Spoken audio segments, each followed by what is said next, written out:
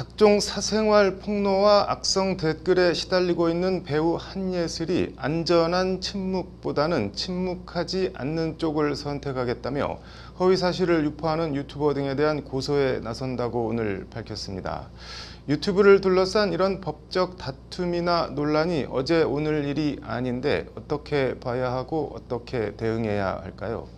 책과 사람들, 오늘은 유튜법이라는 유튜브 법률 입문서를 출간한 신상진 변호사를 만나 관련 얘기들을 들어봤습니다. 장한지 기자입니다.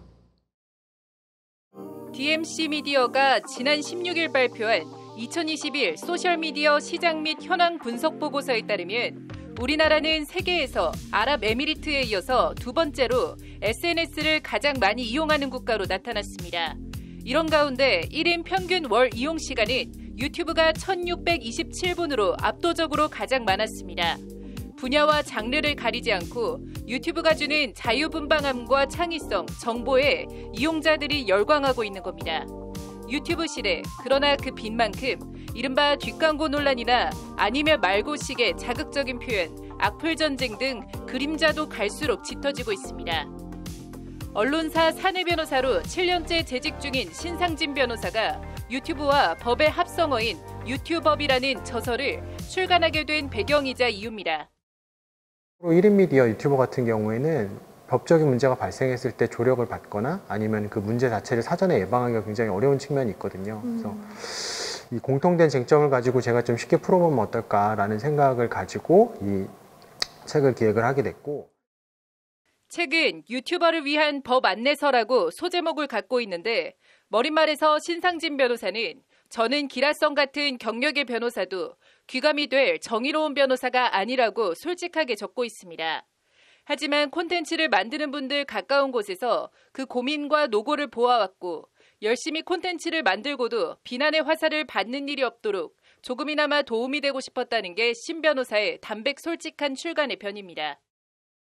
뭔가 유튜브 자체도 유튜버들의 영향력이 늘어나면서 사회적으로도 유튜버들의 어떤 말이나 아니면은 뭐 자료를 쓰는 거에 대해서도 논란이 많이 되더라고요. 그때 이분들을 위한 쉬운 안내서를 쓰면 어떨까 하는 생각을 가지고 이런. 책은 말을 할 때 알아야 할 법, 다른 사람이 나올 때 알아야 할 법, 다른 사람의 것을 써야 할 때 알아야 할 법, 채널을 운영할 때 알아야 할 법, 이렇게 4개의 장, 114개의 사례 질문으로 구성되어 있습니다.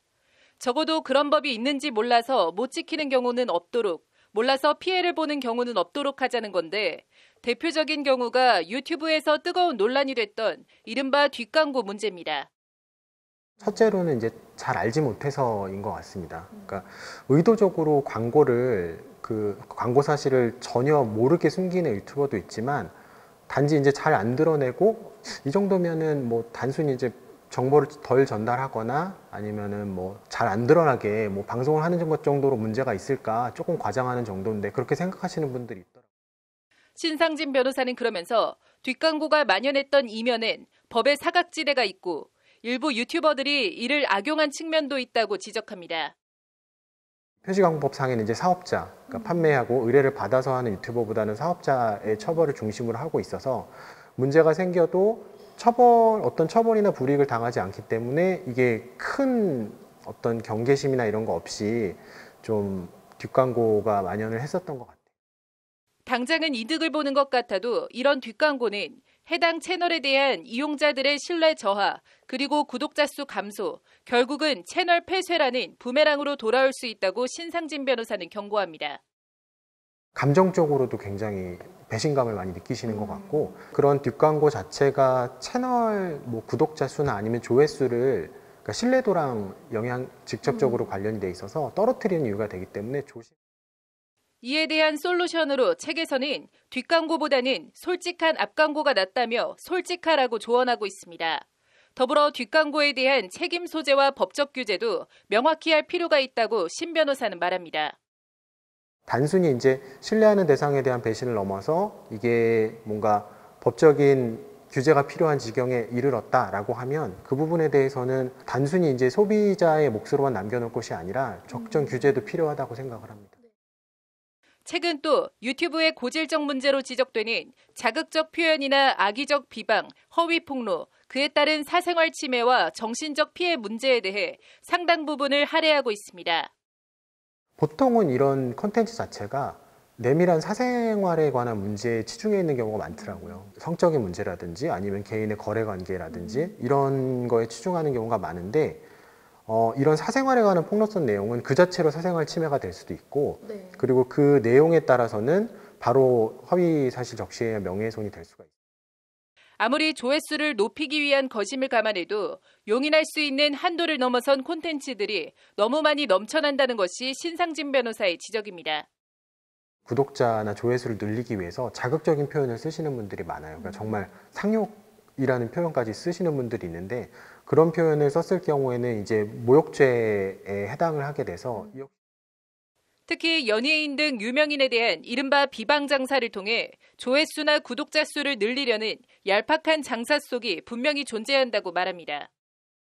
민영사 절차 자체가 밟는 것 자체가 굉장히 부담스러워요. 그러니까 네. 그걸 부담스러워 하시는 분들, 유명인 같은 경우에는 이런 조치 자체가 알려지기 때문에 그 자체로 이미지 타격을 준다고 생각하시는 분들이 많더라고요. 그래서 명예훼손이나 모욕죄는 실무에서 수사나 처벌이 쉽지 않고 유죄가 나더라도 처벌이 벌금 얼마 정도로 미약한 점도 이런 아니면 말고식의 의혹 제기와 비방, 악플 등이 근절되지 않고 있는 원인입니다. 제가 뭔가 실무를 하면서 느낀 게 폭로의 진원지를 찾기가 어려워요. 익명으로 그냥 뭐 댓글을 달거나 하는 거에 대해서 이게 누군지를 알아야 일단 처벌을 하거나 이제 민사상 이제 청구를 할 텐데 그게 되지 않아서 실제로는 뭔가 적절한 내용을 취하지 못하고 그냥 끝나버리는 경우도 상당히 있어요. 유튜브에서의 표현의 자유와 명예훼손 사이 어떤 입장을 취해야 하는지 법 철학적인 질문을 던져봤습니다. 사람들이 정보를 많이 교환하게 되고 누구나 쉽게 방송을 하게 됨으로 인해서 사회적으로 얻는 공익적인 측면도 분명히 있을 거라고 봐요. 그러면 이 매체에 대해서는 어느 정도까지 표현의 자유를 인정해줘야 될 것이냐 하는 문제.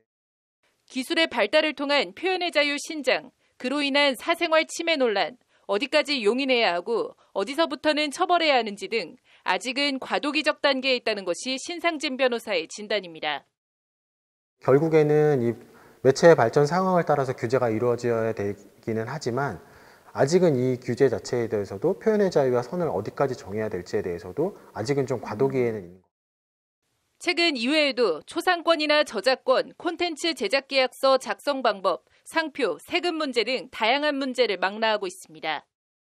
초상권 부분은 기본적으로는 내가 누군가를 비치면 이 사람의 권리를 침해할 수 있다라는 생각을 가지시고 가장 중요한 것은 동의입니다. 그러니까 동의를 받고 방송을 하는 게 제일 안전하다라는 걸 항상 염두에 두고 계시고 이 동의서 같은 문서를 받는 게 제일 좋을 것 같은데 그걸 받지 못하시면 그냥 동의를 받는 과정 자체를 녹화하시는 것만으로도 나중에 이런 식으로 최근 유튜브 제작 방송에서 부딪힐 수 있는 각종 법률 문제들에 대한 깨알 같은 정보와 실제 해결책을 제시하고 있습니다. 특히나 범죄에 관련된 내용을 말씀하시거나 현안인 사건을 말씀을 하실 때는 이게 수사를 통해서 드러난 바가 아직 아무것도 없고 국가기관에서 수사력을 동원을 해서 아니면 법원에서 정당한 판결을 통해서 거친 명확한 사실관계가 나올 때까지는 그거에 대해서 본인이 조금 이걸 좀 재미있게 풀어내야 되겠다라는 욕심이 있으시더라도 어느 정도는 가정을 하시거나 전제를 하셔서 말씀을 하시는 게 정치 콘텐츠 이용과 소비가 상당한 비중을 차지하는 우리의 유튜브 이용 패턴을 고려해 선거방송 관련 주의점을 따로 설명한 것도 눈에 띄는 대목입니다. 특히 실제 사례로 감을 잡읍시다 코너를 통해선 말 그대로 실제 사례로 판단 기준과 자료를 제공하고 있습니다. 사례를 많이 달려고 했어요. 그러니까 사례 같은 경우에는 이게 뭐 저도 이제 권리 침해를 유의해야 돼서 이게 다 익명 처리를 하긴 했지만 파트 같은 경우에는 실제 사례에서 이게 어떻게 되는지에 대해서 뭐 최소한 서너 가지 정도는 이렇게 담아서 이해를 하실 수 있게 좀 구성을 해봤고 그리고 보면 수학의 정석처럼 유튜브 제작자나 이용자들을 위한 유튜브의 정석을 표방하고 있는 책 유튜법. 신상진 변호사는 유튜법을 통해 유튜브의 빛은 살리고 그림자는 지우는데 조그마한 도움이라도 됐으면 한다는 말로 인터뷰를 마무리했습니다. 제가 이 책을 쓰면서 저는 입문서라는 느낌으로 썼어요. 네. 그러니까 저는 이렇게 말 자체를 좀 그러니까 법이 사람들한테 쉽게 접근을 해야 된다고 생각을 하고 있거든요. 네. 그러니까 법을 전혀 모르시는 분들이 좀 접하면서 재미있게 읽으실 수 있게 좀 구성을 해보고자 노력을 했거든요. 그래서 네네. 법서라고 생각을 하지 마시고 그냥 안내서라고 생각하고 편하게 봐주시면 책을 접하시는 데 좀 도움이 될 것 같습니다. 네네. 법률방송 장은지입니다.